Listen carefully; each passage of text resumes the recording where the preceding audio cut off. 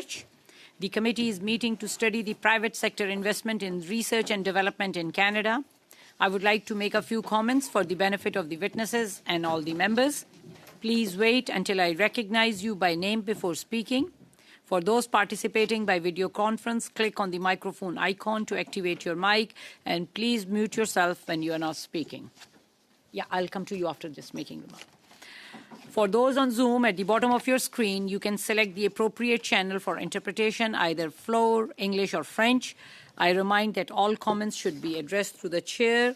And I would like to welcome our two witnesses for today's first panel. Welcome to both the witnesses. Today for this panel, we are joined by Colleges and Institutes Canada, represented by Michael McDonald, Vice President, External and Member Relations. We are also joined by Simon Fraser University, and we have Mr. Dugan O'Neill, Vice President, Research and Innovation, joining us by video conference. Welcome to both the witnesses. Before we go, both the witnesses will have 5 minutes for the opening remarks, and after that we will go to round of questioning. Before we begin, Mr. MP Baldinelli would like to say something. Yes, thank you, Madam Chair. And just routine House measures that I'd like to introduce. All the whips have agreed on wording for the addition of associate members. So I'd like to seek unanimous consent that occur. And the whips have all agreed to this, and the wording is that notwithstanding the usual practices of the committee concerning access to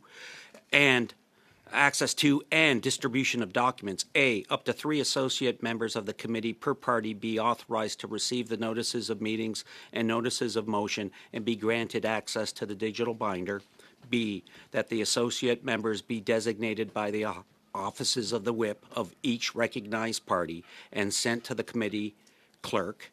And C, that the provisions of this motion expire as of January 26, 2026. So that had been agreed to by all the whips. So I'd like to seek unanimous consent on that. Okay, what is the will of the members? Do we have the consent to adopt it? Okay. Secondly, all those in favor? Okay, so it's adopted. Secondly, Madam Chair, I had also been speaking with the Vice Chair from my colleague, Mr. Noor Mohammed, and I just spoke to my bloc colleague. A number of us have additional witnesses that would like to appear for this study, and so I'm seeking unanimous consent to see if we could extend this motion of study for 2 more meetings. Okay. And seek the consent of the House, or the committee for that. Are the members good with that? So it will, Mr. Blanchet-Jonker. Madame la Présidente. Madam Chair, I'd like to inform you that based on how we usually rotate our study topics, I'd like to remind you that we began this legislature with a study which was to end during the previous legislature, and again I'd like to thank the bloc members for that. Then we moved on to a liberal study on antimicrobials, and now we're still addressing a liberal study on commercialization. So in my own book, according to my math, that's not a great deal of rotation to have 2 consecutive studies from the same party. I'm very much prepared to hear proposals and to be open to a compromise. But now we're once again extending a study from a party that has done 2 consecutive studies. It might be more equitable to allow all of the parties to have an opportunity who represent the committees to be able to also submit studies on topics that they have put forward. And that is why I'm against this. That is to extend this study so that we can allow for the principle of equity to play out, meaning that other parties will be able to submit topics for study. MP Baldinelli. Madam Chair, and for the information of the committee members, my intent is to table the motion for a study on AI that we have placed on notice. And so my intent is to bring that forward on Monday. I'm aware that my bloc colleague has some amendments that he'd like to propose. Having a read of it, the Conservatives are supportive of those amendments. And we look forward to putting that forward on Monday, if that helps assure my colleague in any way of what we will be moving to next. So we do not have unanimous consent on this. So now I would leave it to the members. Would they like to debate this, or should we go to the witnesses, because we have witnesses, and then deal with this extension afterwards? Okay. Okay, so we don't have unanimous consent, so we will move to our witnesses, and we will start with Mr. McDonald. Please go ahead. You will have 5 minutes for your opening remarks. Madam Chair and members of the committee, thank you for inviting Colleges and Institutes Canada, CICAN, to appear for this study. CICAN is the national and international voice of Canada's publicly funded colleges, institutes, cégeps, and polytechnics across the country. Mon message aujourd'hui est simple. L'écosystème de recherche. My message today is simple. The college applied research ecosystem is an asset which is already being deployed to support national priorities, support industry and communities that are in economic transition, and to boost commercialization, productivity, and the competitiveness of Canadian companies. This ecosystem is one of the most important economic engines of the country. As several have already stressed before this committee, Canada finds itself as a turning point. We are facing complicated social and economic issues that are without precedent and that have major implications on all Canadians. That is specifically in the area of affordable housing, our weak productivity performance, and technological upheaval. More specifically, when it comes to artificial intelligence. In brief, our jobs and our prosperity are at issue. In a time like this, it is key that we find a means to fully benefit from the innovation and research ecosystem here in Canada in order to find solutions to those challenges. Our system is part of those solutions. Moving at the speed of business and allowing firms to retain the intellectual property have a proven method for generating tangible economic and social benefit from research dollars for Canadians. Colleges offer one of the most accessible and open gateways to place-based R&D support for Canadian businesses, hosting close to 500 research centers and labs across the country. Every one of these centers has tailored expertise to meet the needs of their communities and is working with businesses today. This makes colleges essential players in local and regional economic development. Colleges also train the talent needed to support innovation in Canadian industry, and with more than 28,000 students participating in applied research projects annually. We are also proud partners to work with our colleagues in the university system. Most importantly, businesses buy into college research. Colleges attract $1 of private sector contribution for nearly every dollar of federal funding in applied research. These features have allowed colleges to punch above their weight in terms of research impact.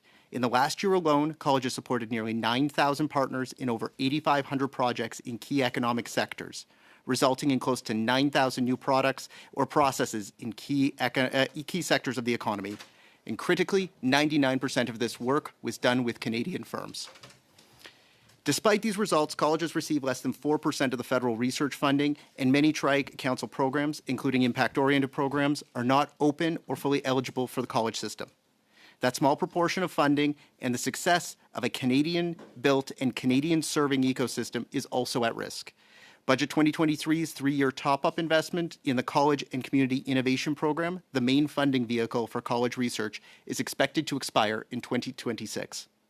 Without a commitment to sustain investments in this program and to intentionally reimagine federal funding programs to better leverage our system's expertise, the support we provide to businesses, communities, and the transition place that we play with the university system across this country is in jeopardy. To ensure that we can build upon this proven expertise and capacity of the college system, CICAN proposes two recommendations.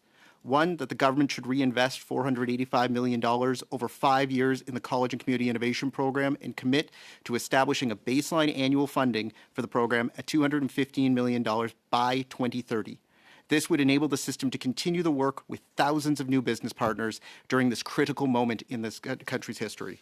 And second, the federal government should work with the tri-agencies and the Canadian Foundation for Innovation to ensure full eligibility for colleges in all impact-oriented research funding programs, including emergent programs to be supported by the new capstone organization. The college and institute system is here to be able to support Canada's need for innovation at this time, and I want to thank you for your time and look forward to your questions. Thank you. Now we will proceed to Mr. O'Neill for 5 minutes. Please go ahead. Thank you, Madam Chair, and to the committee for the opportunity to address you all today. I welcome the chance to speak about how to best promote and grow private sector investment in research and development in Canada, with a specific focus on Canadian universities. As many of you will already know, Simon Fraser University is a leading research university. So we'll stop the clock.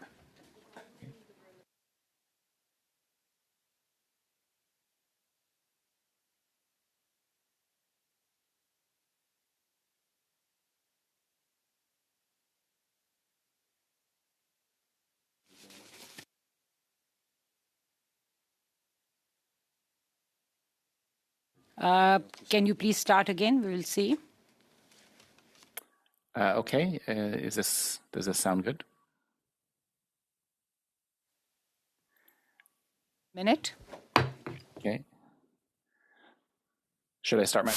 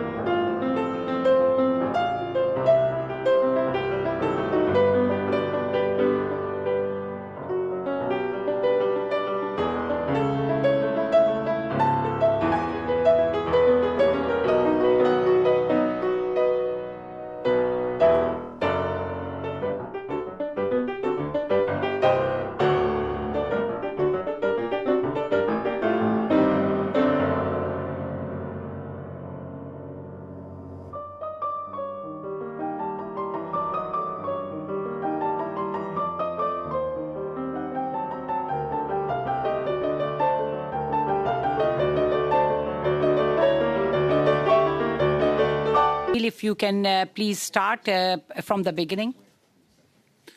Oh, okay, thank you. Pardon me.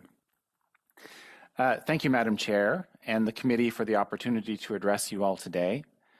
I welcome the chance to speak about how to best promote and grow private sector investment in research and development in Canada, with a specific focus on Canadian universities.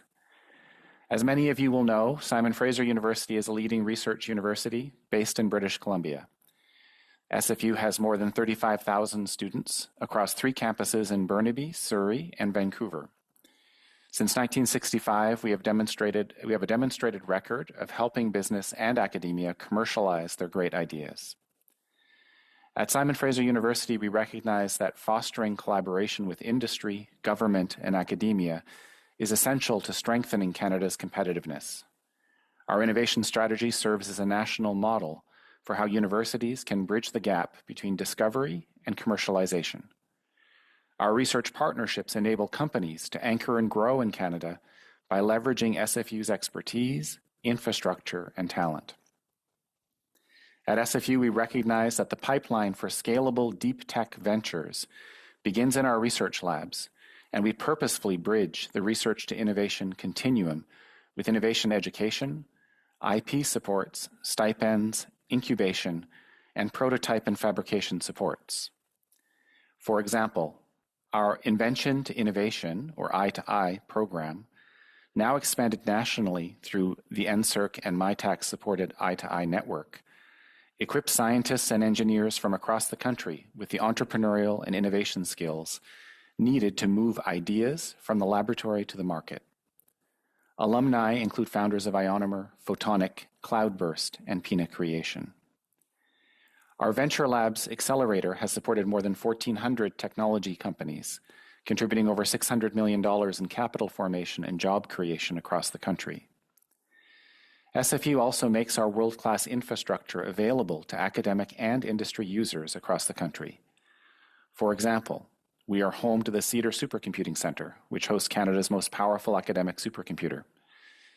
This supercomputer empowers Canadian companies and public institutions to harness world-class AI infrastructure for dual-use purposes, while safeguarding our sovereignty, security, and sustainability. It enables advances in artificial intelligence, clean technology, health sciences, cybersecurity, and more. Capabilities like this are critical to maintaining Canada's digital and economic sovereignty, ensuring that Canadian data, innovation, and intellectual property are developed and safeguarded at home. Together, these initiatives demonstrate how sustained public investment in research, when aligned with private sector partnerships, deliver measurable returns for Canada's economy, global competitiveness, and long-term prosperity. We have the following 3 recommendations. 1, establish national innovation priorities across government. The Government of Canada should invest in transformative innovation missions, such as AI, quantum, and dual-use technologies.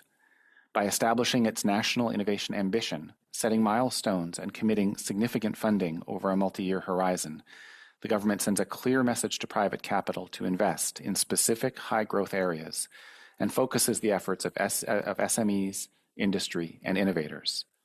2, implement federal procurement targets for emerging technologies.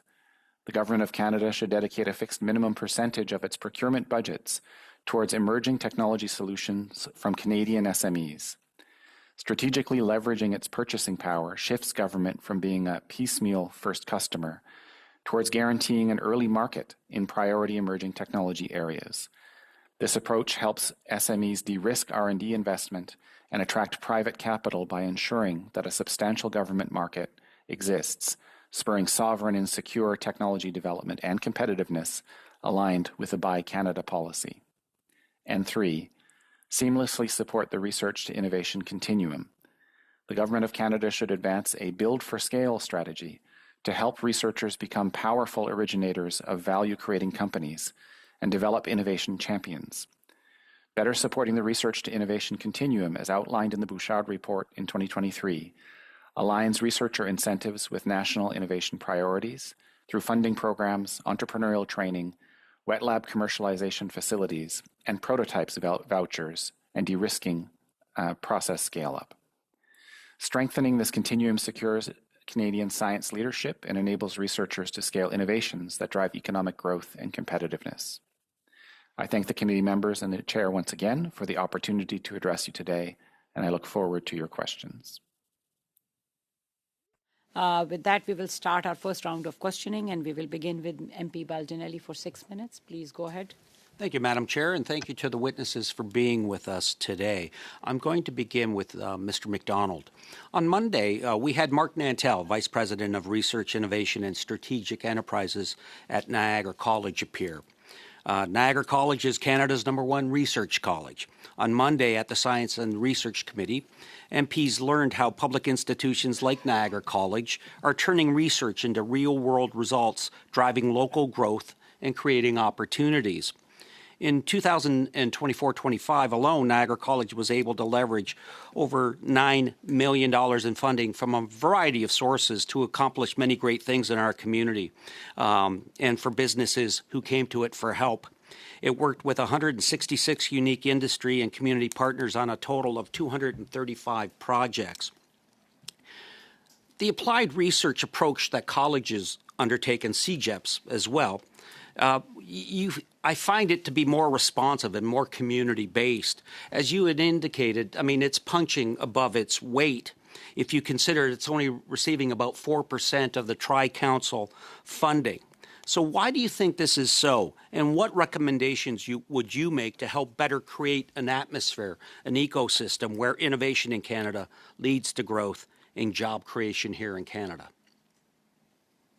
That's a fantastic question. And again, Niagara College is a flagship institution being able to demonstrate how the college system is able to, through a very clear mission of serving its partners directly and serving their needs and questions. At its core, when you think about what a college applied research system is it centers a partner's problem at the research institution. So if someone comes in, and a business is coming in and experiencing a challenge, it's their problem at its forefront that is being tackled. And so what this system allows to be able to do is that it is responsive to the critical needs that industry is encountering at that moment, which allows for those vectors around commercialization or use to be really centered in the research initiative.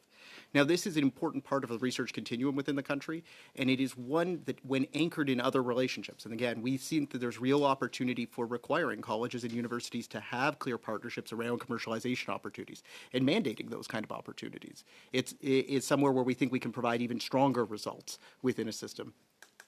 Thank you. As we were preparing for this committee, we're looking for background materials, and we found from Statistics Canada, this document was released on August 29th, 2025. It was the Survey on Research Activities and Commercialization of Intellectual Property in Higher Education 2023. In its findings, it stated colleges and CEGEPs more likely to provide support to small and medium-sized enterprises. 1 in 10 research partnerships, 11.1%, and contracts, 10%, were held with colleges or CEGEPs. Again, yet only 4% of Tri-Council funding is received, and you had talked about the baseline funding that you would like to see and the additional fundings provided in the upcoming budget. What was kind of disappointing to me was this report, which was released in August. When you go to the website today, it says date modified October 14th. The release has been removed from our website. And I'm wondering, do you have any idea why that may have been removed from the website by the government? At this point, I would probably direct that question to the fine folks at ISET or Statistics Canada on details. But we do think that that original report really did highlight quite clearly the clear contribution that the college system was playing in their communities, and a really anchored and clear way to be able to establish the value that the system, and we look forward to those results being released again, hopefully soon. Great, thank you. We've heard in our earlier testimony, and we hear it again today, I mean, we have the talent. We're providing about $10 billion in public financing to support these efforts, yet we learned that only 12% of patents filed in Canada come from Canadians, while over 87% of our innovation is foreign-owned. Worse, only about 5% of patents created at Canadian universities ever become licensed, meaning 95% of public research lies dormant, what we call the valley of death. This costs our economy nearly $75 billion a year. We own ideas, but we fail to commercialize them. How do we work to rectify that? So it's, again, a fantastic question. And what we would say within a college system is that being able to ensure that that intellectual property development and the work that surrounds it really does stay anchored with the nature of innovators. I think that we have fantastic researchers across the country, but being able to bridge the gap between being a researcher at a university or other research institution, and also being able to transition that into potentially a product or service that's going to be with a clear economic return, is an incredibly difficult ask across full spectrum. We need to be able to recognize that the process of being able to bring things into market, to helping firms that are currently in the process of coming up with services, with products, is a core place where we know that demand exists for that innovation. And anchoring that effort on that specific point so that we are able to help essentially the small business owners who are right now dealing with a challenge is a way to shift much of our conversation into a place that has real practical solutions for this. And we think that that's one of the bridges the college system provides so fantastically here. It's that at the end of the day, this is a lot of really smart people who are going to have to go through this process, but making sure that those who are really talented, our entrepreneurs, our SMEs, are the ones who are seeing their problems be at the forefront of our research investments. I think it's important for communities across the country to see the returns and value of research, and to make sure that everyone in the country, no matter where they are, is able to also see that return. Thank you. Time's up. And we will now proceed to MP Noor Mohammed for 6 minutes. Please go ahead. Thank you, Madam Chair. Thank you to the witnesses. I'd like to start with you, Mr. O'Neill, if I would, please, if I could.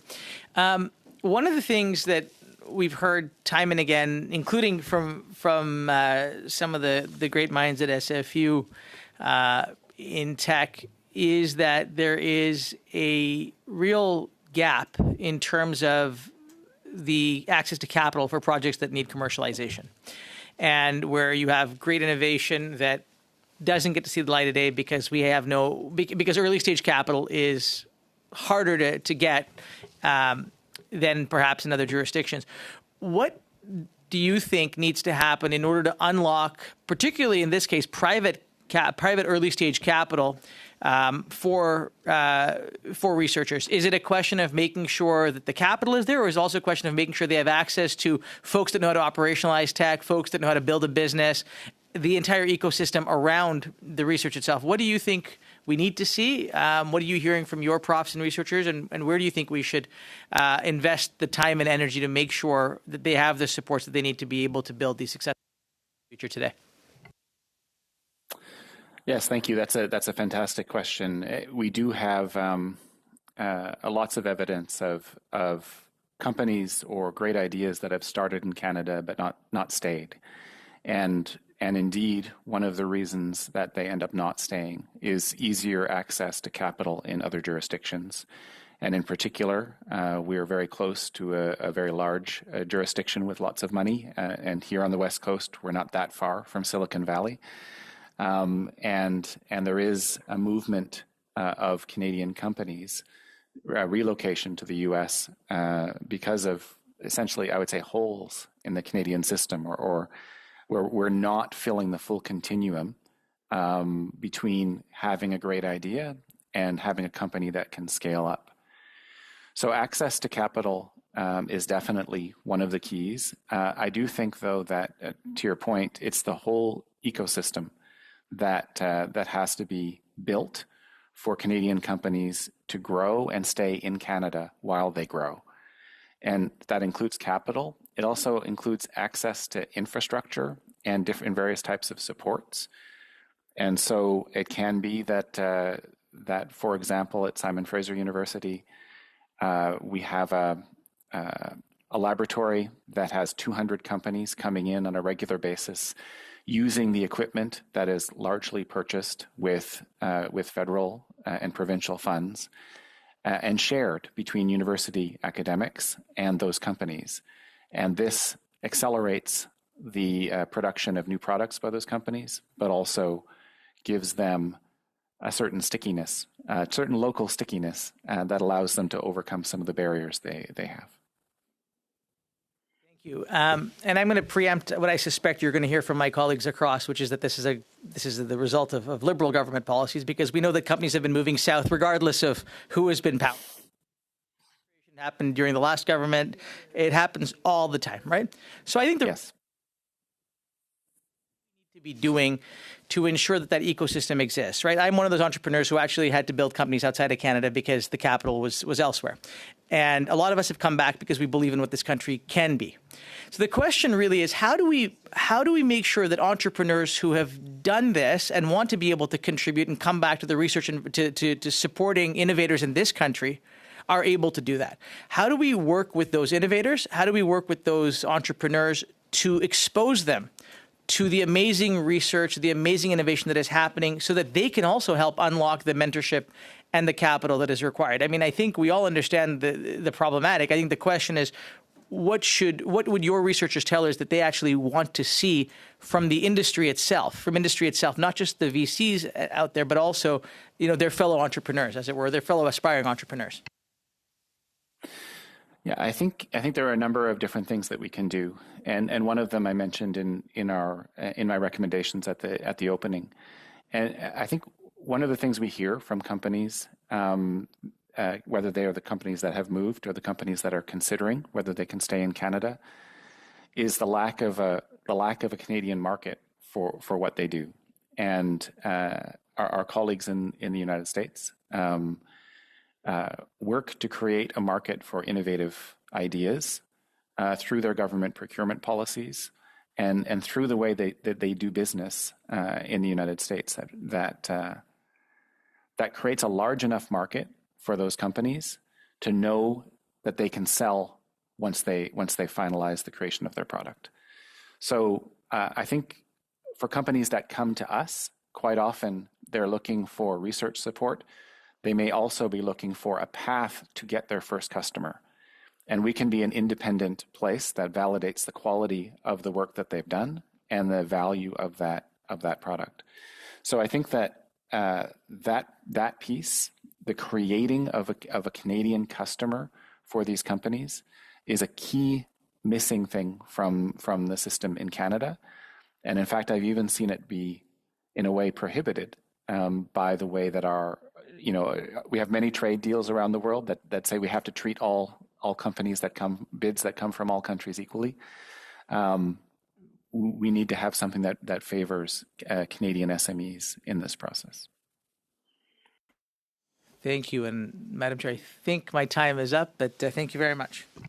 Thank you. And we will now proceed to MP Blanchet-Jonca. Please go ahead. You will have 6 minutes. Merci, Madame la Présidente. Je salue les témoins. Thank you, Madam Chair, and I'd like to welcome the witnesses. My first question is for Mr. McDonald. In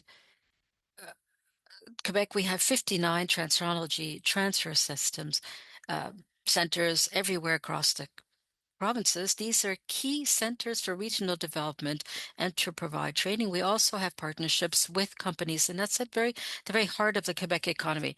So in 2025, in your brief, you write the new investments should remedy the lack of financing between the transfer centers and training centers in Quebec and access to the rest of technologies in the rest of the country. And right now it's 59 collegiate transfer centers that receive $5 million in subsidies, the natural resource from NSERC. But for the rest of Canada, these tech access centers receive $350,000. That was in thousands. That's $250,000 difference between the different centers in terms of the money that they receive. Could you explain how long has this inequity been there? Well, this inequity has existed since the creation of the program in 2010-2011. And that was the reason presented as Quebec is also responsible for research funds and technical support. But it is an equity that should not continue. And this was partially settled by 2023 investments, but there are some major risks if ever these investments are not continued. If we were to lose these investments, we will go back to a system where there's a great inequity and where there are some major issues, and it would be very unfortunate if that were to continue. So let me synthesize. We have a prime minister who is an economist, and those are the numbers. Let's do some math together. $250,000 times 350 centers over 15 years. So overall, that's $15 million that the federal government owes to those Quebec centers for technology transfer. So I'd like my colleagues in governments to understand that 15 years you spent laughing at us and you have not corrected inequities. And it's enough now. That is unacceptable. It is necessary that at a certain point we either take charge of things and that we leave this federation, which does not respect us and has not done so 15 years, or that people hear what we're saying. So, Mr. McDonald, you understand that I'm angry, but we've been 50 years now being laughed at, and especially what is truly absurd is that the CTTTs, these centers, is the inspiration that have been allowed other centers to be created across Canada. So the government used a Quebec-developed model, and because this Quebec model before the other net was created, it is being penalized. So this means that you're fair players, but you're too good for the system, so you're going to penalize. That's what we're being told. So Mr. McDonald, once again, $220 million in funding over 15 years. I'm trying to understand the economic spin-offs of this. I was trying to calculate this, and I don't want to get involved in a war of numbers, but 250,000 over 15 years, I think you understand what the consequences are. But to hear you as a representatives of CICAN to tell us what this means when it comes to commercializations, for research outcomes, and the ability for private investments to be made over 15 years, what could be the spin-offs for the Quebec economy? What would be the repercussions?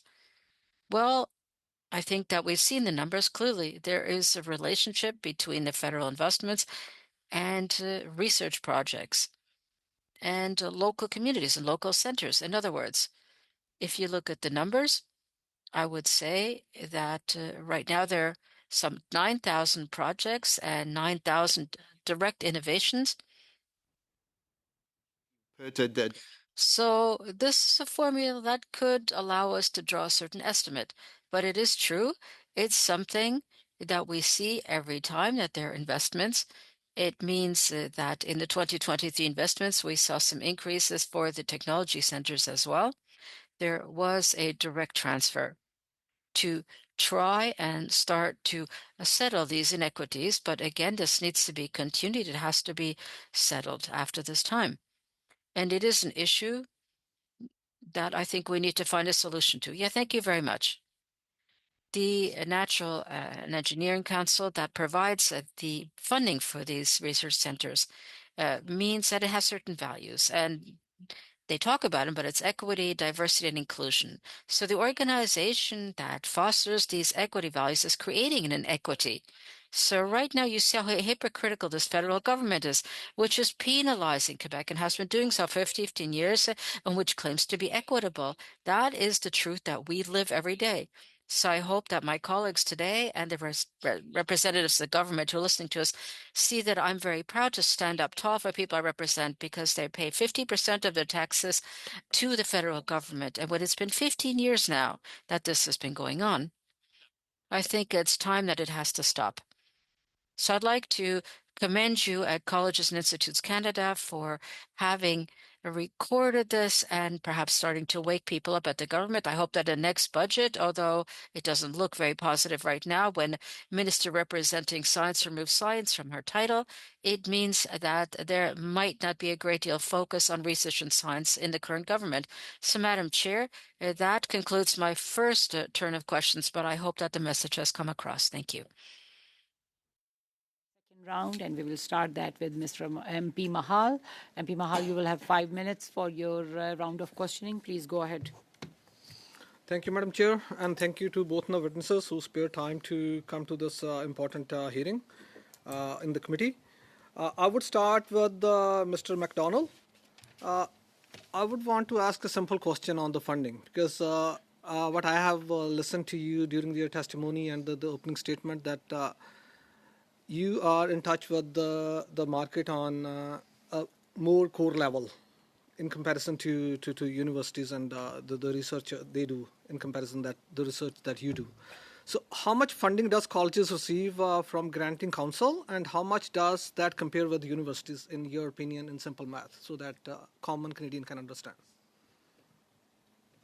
So again, as part of the research investments from the tri-agencies, and again, research dollar expenditures in the country can be calculated a few different ways depending on the transfer, but from the mainline transfers, colleges and institutes across the country receive less than about 4% of the direct transfers. The college system receives about $180 million across a variety of different federal programs in support, and again, representing about 4%, a little bit under 4% of research expenditures, and you can map that money out then to the to other investments, which obviously represent the lion's share of that. I think what we would say, though, is that the main questions that have become critical for this discussion, too, is making sure that the question that we're trying to resolve remains kind of centered, which is at the end of the day that there is a benefit from the research that is being done for Canadians in communities. And that's also us being able to leverage the international research that's being done so that ensures that small businesses can thrive, can scale, that we can have, like, again, an economy that's able to create strong job numbers and good livelihoods through that. And we think that within this, that's one of the reasons that, again, the college system, through anchoring the research question really with our partner, we think is a fundamentally important part of a research ecosystem question. We think it's one that is time, especially right now, when Canadian firms need to be able to pivot, adapt, and change in a challenging economic environment, is critical. Thank you for the answer. My next question is again to you, but it's in answer to Mr. O'Neill. You clearly heard that he said lack of Canadian market, and one of the reason is that government procurement, when it comes to funding the research, so that it stays within the Canada, so that the researchers who educated or who graduated from the Canadian taxpayers' money can stay in Canada, so that Canadians can be benefited at large. And he gave a comparison of another jurisdiction that provides more procurement. Are you satisfied with the level of procurement that the current Canadian government provides? And do you see any avenues of betterment in that?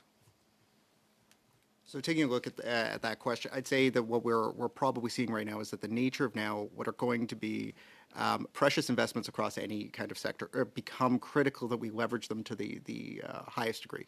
I'd say the college and institute system has put together a special network across now more than 60 of our members to be able to respond to the needs of the Canadian Armed Forces and to be able to respond now to the needs on an innovation but also a talent pipeline side. That ability to stack and to be able to combine areas of investment and combine impact, we think is going to be necessary. And from a system that wants to respond to the major challenges that Canada's facing and wants to be able to adapt to that, we think that this provides us with a mechanism by which to be able to ensure that our system aligns with federal initiatives, but also aligns with the needs of the country in general. And so I think to that question about being able to kind of find that the opportunity to work with federal procurement, there are sectors that work quite well through the college system, and again, working both in areas such as the NRC and through IRAP. We've also worked actively through areas like MyTax that have provided clear benefits through the college system and have learned how to operate in the college system. But we think there's plenty more opportunity for that, and especially as this system operates differently than other research systems in the country. So, given that the answer, are you satisfied with the level of procurement that Canadian government currently providing to whether it's college research, whether it's university research, and the market that is going to stay in Canada? So I think that the key piece here is that for us, it is the ability to support the small businesses and community businesses that receive that procurement. So for us, again, it's the partner-led component that is so essential. So making sure the Canadian firms have been able to access those kind of opportunities, and so they can come to us if they need that support. That's the way, like, again, I think that this is the system that wants to be able to find those partners who are looking for those opportunities, who may receive federal contracts on defense or may receive federal contracts in a bunch of other ways. Our system's role is to be able to be there, to be able to support them through those kind of processes and to make sure that that investment gets leveraged to the best way possible. We will now go to MP Jessic for 5 minutes. Please go ahead. Thank you, Madam Chair, and thank you to both our witnesses today. Dr. O'Neill, Simon Fraser University appears to have had quite a bit of success from the way you've described the continuum from basic research through to commercialization, IP, etc. In your recommendations, you mentioned national innovative or innovation priorities. How do you see these priorities being developed across Canada? I think you made reference to the capstone structure that is being developed. Could you just elaborate a little bit how you see that process in terms of looking across the country and developing those innovation priorities?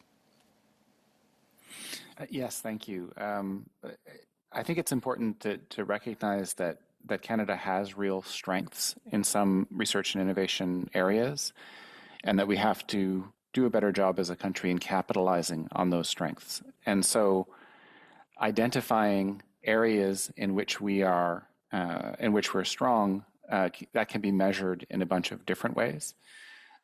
Certainly on the academic side, if we're producing talent out of our university system in a particular area, and we know that talent can feed that area and grow industry in that area, then I think this is one piece of analysis that should be done. I would also look for Canadian anchor companies, companies that could grow if given the right conditions, and that doesn't mean they're already have 5,000 employees, but they have the potential to grow. And so I think looking at the system and choosing some areas in which we have built strengths and with the right conditions, those strengths can lead to economic benefit. Is the way I would do it, and it might be a bit different. Different parts of the country have different anchor companies, different strengths, different research, but I would do an analysis of that type. Is a federal responsibility to establish those types of priorities? I think so.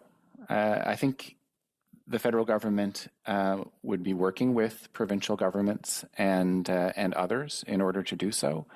But given that the federal government provides a significant fraction of the research support funds for universities across the country, I think the federal government has to take an important role in establishing those. Mr. MacDonald, we've heard quite a bit about applied research in the course of not only this study but previously on this committee. And I think we have all been, I can certainly speak for myself, very impressed by some of the work that's being done, particularly, as was mentioned earlier, Niagara College. To what extent do you see collaboration? We've heard about the situation regarding funding, but to what extent could you work actually with the university sector to possibly share some of that funding?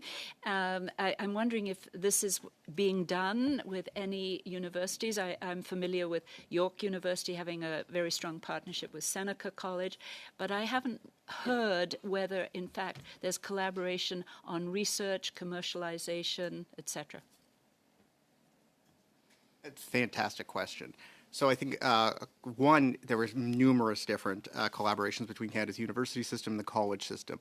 Just to take reference, Mark Nautel, who you had last week, who leads the Tsunami Advanced Manufacturing Consortium in Southern Ontario, is a consortium of 7 colleges and 2 universities, that being McMaster and being Queen's, who be able to bring their expertises into that question. This is part structure of how federal financing, and whether that be through the capstone structure that will be essentially brought forward, is able to tackle questions. If we decide we're going to center impact of research in certain area, I guess through certain programs, then demonstrating who best is able to handle certain problems and challenges that. The university system in Canada brings great expertise to a variety of these challenges, but when leveraged also with a college system that is also bringing its own unique expertise, we can deliver on missions, whether it be regarding AI, whether it be defense procurement, whether it be other areas of challenge. Home building is a great example where there's opportunities both from the nature of the fundamental research is ongoing, but making sure that's transitioning to market, making sure it's transitioning in a variety of organic ways into industry and into the hands of entrepreneurs and SMEs that are doing that work right now.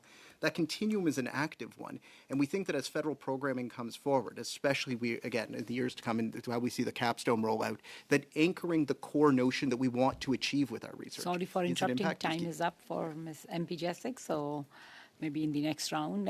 We will now proceed to MP Blanchet-Jonca for 2.5 minutes. Please go ahead. Merci, Madame la Présidente. Je poursuis vers Monsieur MacDonald. Madam Chair, I'd like to continue with Mr. MacDonald. I'd like to come back to my earlier comments. Since 2010, Quebec has been left out of $200 million in federal funding for its CCTSs, simply because the rules applied to it are different from those applied to the rest of the country, without counting the impacts this has on our economy and our regions. So according to you, because Quebec succeeds better, although it's underfunded. And perhaps it should be better for us to be completely responsible for taking over our economy. What do you think? Well, how should I respond? I think CCTTs are an example that is really exceptional.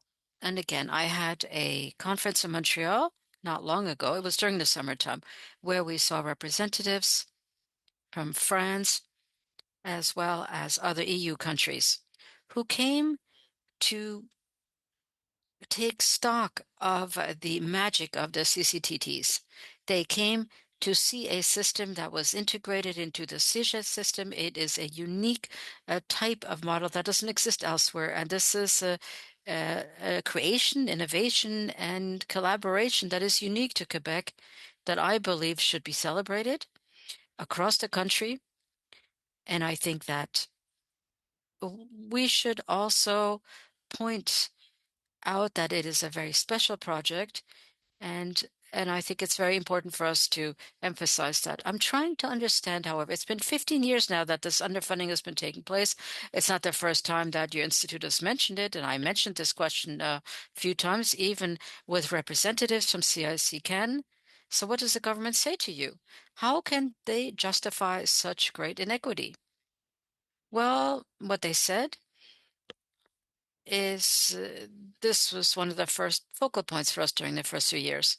Clearly, it's a situation where we continue to emphasize that there is inequity, and that represents a major problem for our CCTT system. And I think it has been recognized, and I do believe that we're continuing to work on it, and we're continuing to push the government for that. But you're right, so far there's no other solution. They understand there's inequity, but they don't want to do anything to settle it. Yes, I think that's what we've seen in various governments. It remains a problem, and it persists. Mr. Hallman for 2.5 minutes, and then we will end the panel with MP Rana for 2.5 minutes. So MP Hallman, please go ahead, 2.5 minutes. Thank you, Madam Chair, and thank you for the witnesses joining us. I just want to do a quick paraphrase of an overview of one of our witnesses from Monday, Mr. Ryan Williams, a gentleman from Basili School of International Affairs. He mentioned that Canada must double research and development investment by 2030, assert our sovereignty, establish venture capital, and be competitive. Canada's digital economy is expanding. Artificial intelligence startups, financial technology, and other technologies drive hundreds of billions a year, larger than agriculture and larger than forestry. We have almost no protection for it, though. We give our ideas, our intellectual property, and our digital sovereignty away. We spend 9/10 of billions a year in public research funding, yet approximately 1/10 of our patents in Canada come from Canadians. Approximately 9/10 of our innovation is foreign-owned. With that in mind, I do also want to add that the Liberal policies create high taxes, increasing costs, missed opportunities, and delays, which damage Canada's ability to attract foreign investment or keep Canadian investment here domestically. So my question is for Mr. O'Neill.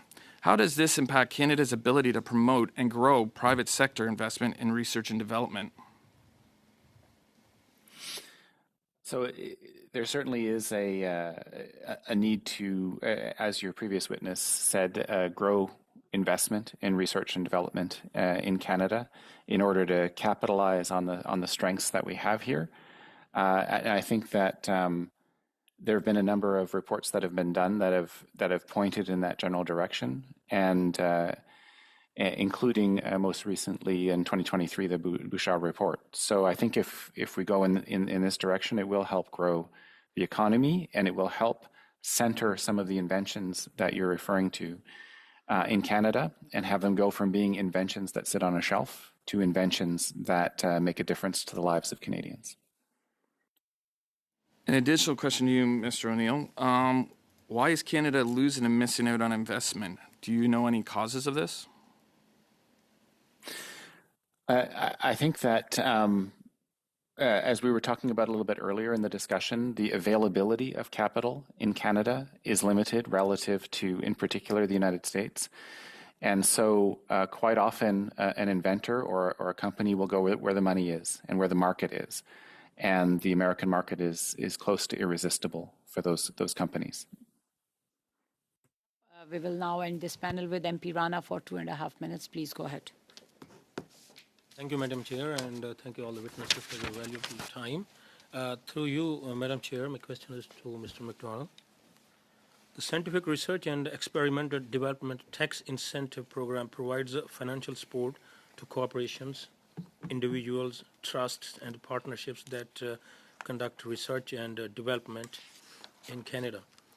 Between April 2024 and March 2025, a total of 22,738 SR and ED tax incentive claims were processed. So this amounted to $4.5 billion in approved incentive tax credits. So how have you interacted with this tax incentive? Thank you. So it's a great question. Given the nature of applied research, it differs, again, with that, the nature of the contribution. It will depend on the center and its interactions on there. At current times, we don't have survey data from our system on the exact details of shred use in the college system directly. Thank you. And how this program is effective in long-term growth in Canada? So on this piece, I think what we would say is that, again, it's programs that are able to ensure that Canada's SMEs, especially in their regional areas, are able to access any area of a core of research expertise, especially when that equipment or that expertise is outside of their normal availability of resources, is something that provides significant value, and we think that that's what the college and research system is able to do. And any idea what kind of the policies or funding programs that best connect academic research with the industry innovation in Canada? We think there's a variety of different models, but in an instance that we'd be very happy to explore further are whether it be things like innovation vouchers to be able to access research and development opportunities at Canada's colleges and institutes.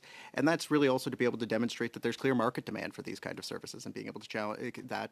Those kind of elements, as well as other features to be able to help on commercialization services at colleges, would be able to better help and be able to support SMEs access federal services through a variety of different means. And we think we're a good gateway for that too. When SMEs come in the door, especially in a locality that entrepreneur may not be particularly familiar with its federal granting system. And what helps or prevents the Canadian companies from working with colleges and universities on applied research and development projects? So at this point, we would say that the capacity of system, many of our systems are deeply oversubscribed, and a challenge being is that they do not have the resources available to them to continue other partnerships that they may want to persist and continue.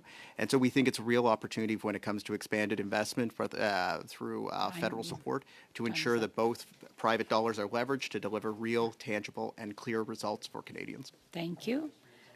With this panel comes to an end, and I really want to thank both the witnesses for your important time and your important testimony. And we will suspend the meeting for a few minutes so that the witnesses for the second panel can come in. Please, like a request to all the members, just take like 2 to 3 minutes maximum so that we can start the panel on time. So the meeting is suspended.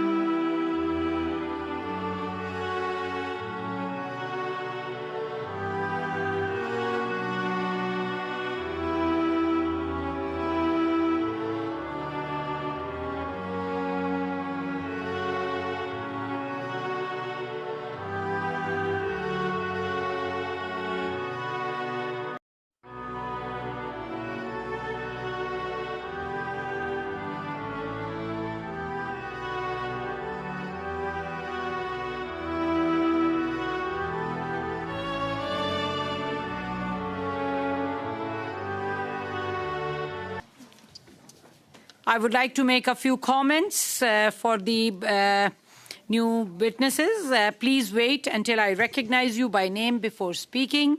For those participating by video conference, click on the microphone icon to activate your mic, and please mute yourself when you are not speaking.